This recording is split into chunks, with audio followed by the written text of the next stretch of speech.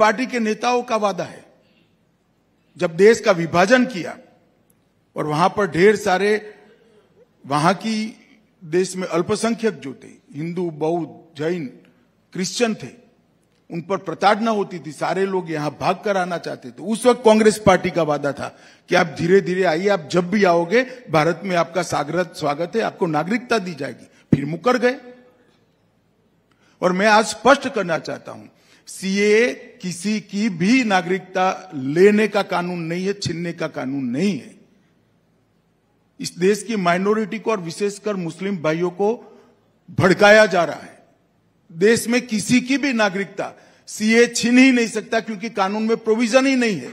CAA जो शरणार्थी आए हैं पाकिस्तान और बांग्लादेश से धार्मिक प्रताड़ना के कारण, उनको नागरिकता देने का कानून है, और मैं मानता हूं इसमें किसी का विरोध नहीं होना चाहिए। मेरा आखिरी सवाल, बड़े बड़े एड्स निकले हैं बहुत से अखबारों में, और वो विपक्ष का कहना है कि आप सेंटर में रहकर उनके साथ ज्यादती कर रहे हैं, उनको जो फाइनेंशियल सपोर्ट मिलना चाहिए था वो नहीं मिल रहा। माई टैक्स माई राइट के कई इश्तेहार छपे हैं। अब विपक्ष को अगर राज्य के दर्जे पर पैसा नहीं मिलेगा सेंटर से, तो क्या ये फेडरलिज्म के खिलाफ है? ऐसा है कि ये व्हाइट पेपर में ही निर्मला जी ने बताया है, कांग्रेस सरकार से हमने कितना ज्यादा पैसा हर राज्य को दिया है, विपक्ष नहीं, भाजपा विपक्ष सबको दिया है। और नरेंद्र मोदी जी ही थे जिन्होंने स्टेट के पैसे को बढ़ाने का काम किया था। 15वें वित्त आयोग में बढ़ाने का काम नरेंद्र मोदी जी ने किया। देश की जनता सब जानती है। मगर आप चुनावी वादे ऐसे करेंगे जिसमें पूरा खजाना लुटा देंगे और फिर तनख्वाह करने का पैसा नहीं मिलेगा, तो वो पैसा भारत सरकार नहीं दे सकती है। सबने अपने बजट को डेवलपमेंट, सोशल वेलफेयर की एक बैलेंस थ्योरी से चलाना चाहिए, जो भारत सरकार कर रही है।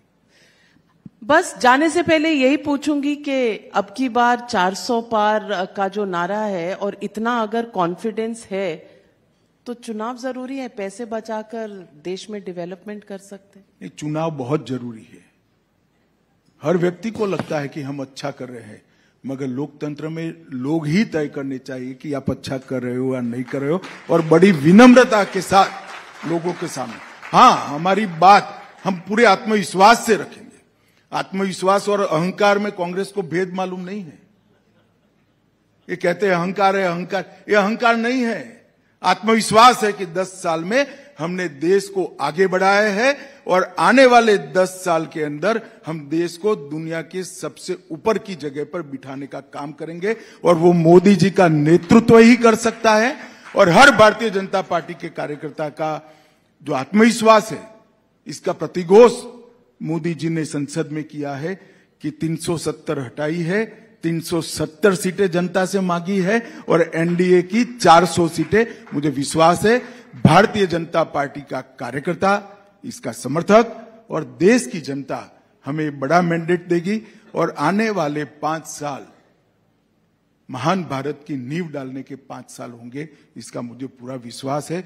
देश को बहुत सारे संकट से मोदी जी के विजनरी नेतृत्व ने बाहर निकाला है, देश को सुरक्षित किया है, देश को समृद्धि के रास्ते पर ले गए हैं। हमारी शिक्षा नीति को भारतीय मूल्यों के आधार पर बनाया है, हमारे न्याय को हमने भारतीय मूल्यों के आधार पर परिवर्तन करने की शुरुआत की है। 80 करोड़ गरीबों के जीवन में उजाला और आशा दोनों बनने का काम नरेंद्र मोदी जी ने किया है। नरेंद्र मोदी जी ने इस देश की ऐतिहासिक